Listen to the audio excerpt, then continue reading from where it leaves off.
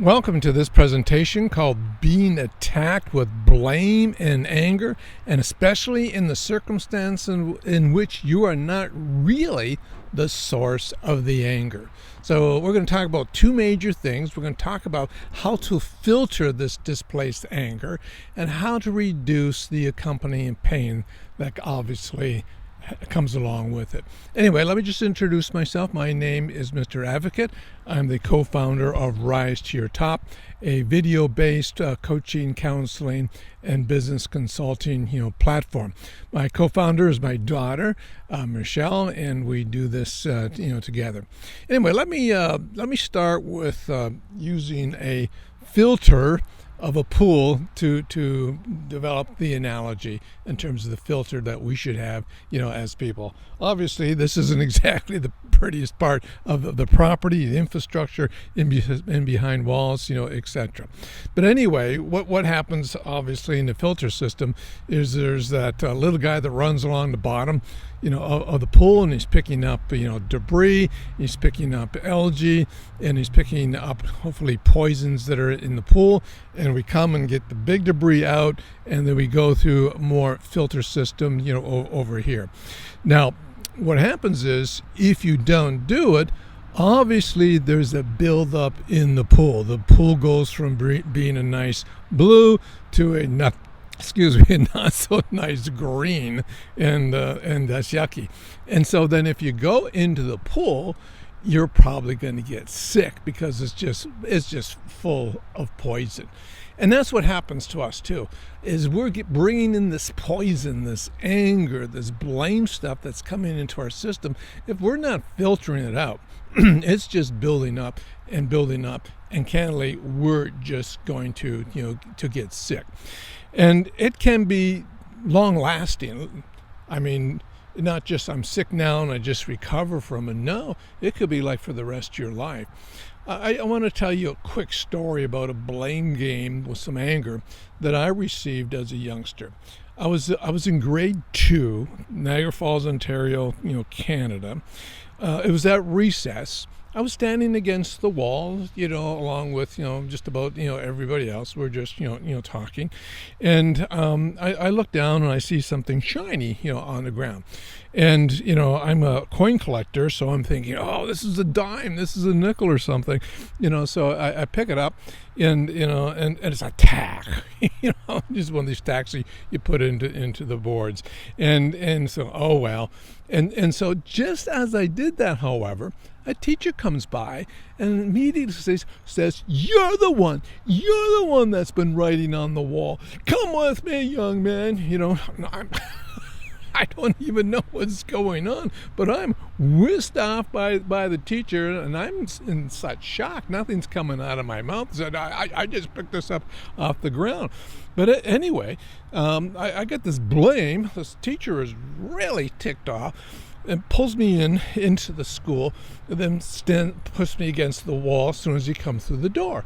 And her idea was I'd be standing there against the wall holding that tack as the entire school comes back through the doors from recess and sees the guilty guy.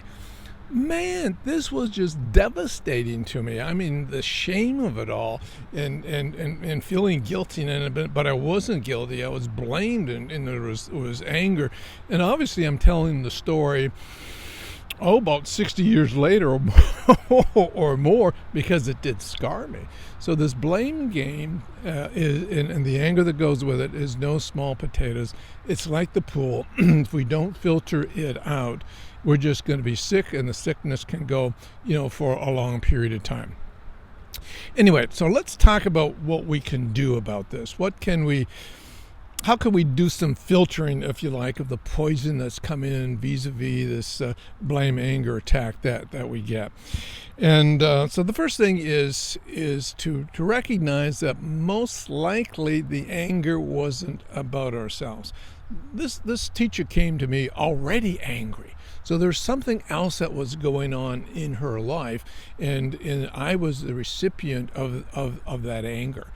So a lot of times that happens. And when we can see that in another person, say, oh, this really isn't about me. This isn't a personal attack on me. That's helpful. That's a level filter. It's not going to solve all the problems, but it's a level of the filter. The next thing is that I try to do is say, wow, this person must have been hurt in the past to have all this anger. Obviously, it's again a displaced anger, and they must have been really damaged. And I go to that expression, hurt people. You know, and I was going to be hurt, or you could be hurt, and more often than not, it's somebody, you know, even in the house, you know. So I said, oh, so I try to have some sadness, some compassion for them, the fact that I recognize that they're hurt. The other thing that helps me is as I go through to the what I call the power weakness factor. And the power weakness really means this: somebody's powering up on me, they're blaming me, they got some anger, and there is a level of power in the anger, but in reality, a person that does that is weak. Angry people are weak. They've lost control. They're not strong. They're not buff. They're not standing. A buff person, a strong person, isn't blaming others, isn't angry. They're composed.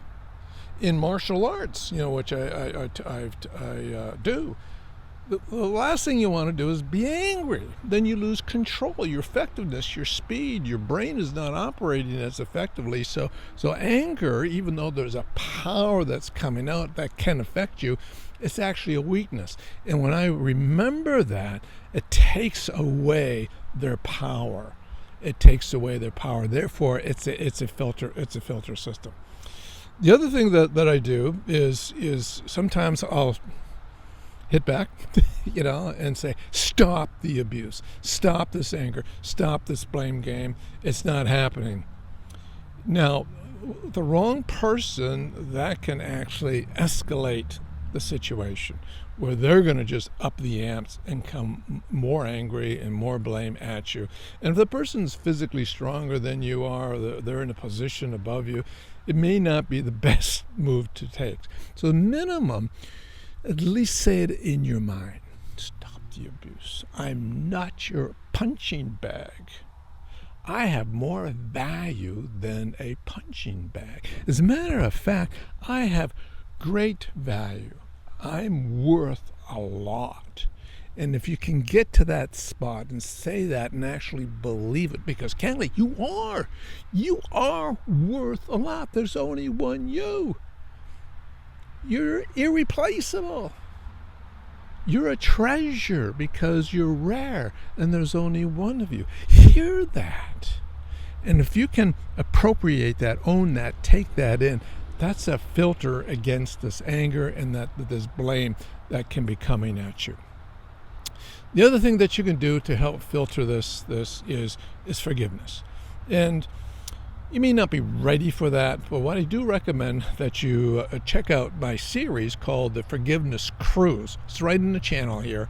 You know, I got about 10 or 12 videos on forgiveness. It's foundational for health, physical health, mental health, you know, the whole 9 yards. So at least hear about it, learn about it, and consider the forgiveness side. So that's something else that you can do.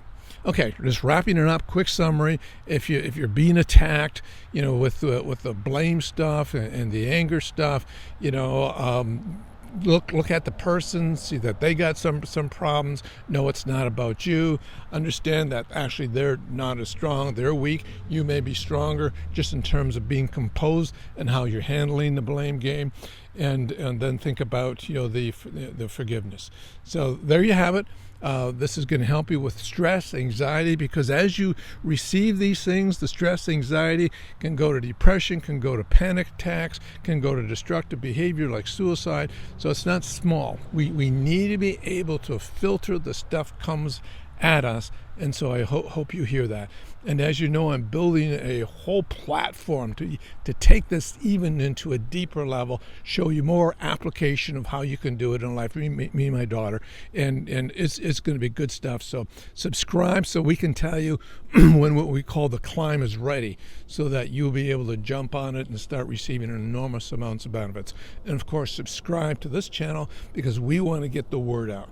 Because as you know, the systems out there, the social systems, the more people subscribe, the more they'll show it.